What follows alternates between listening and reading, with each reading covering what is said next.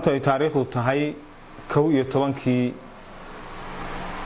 bishii afaraad ee sanadka 2019 maxkamaddu waxay ku xukuntay waxa la hor keenay eedeysane Mukhtaar Cabdikaafi Xirsi. maxkamadduna waxay ku xukuntay dil toogasho ah kaas oo kufsi u geystay dhibane Farax Jaamac.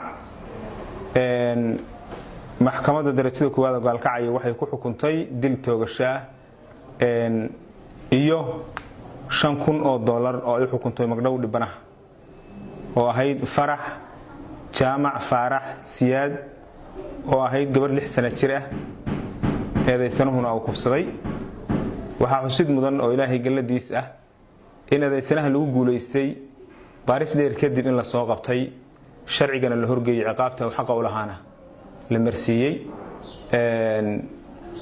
waxaa kaloo xusid mudan eedeysanahu inuu ahaa nin aad u da'weyn oo cumrigiisa uu gaarayo 36 sano asagoo jira inuu kufsaday dhibane jira 6 sano laftirkiisuna uu ahaa nin la nool xanuunka HIV/AIDS-ka oo ahaa nin xanuunsan.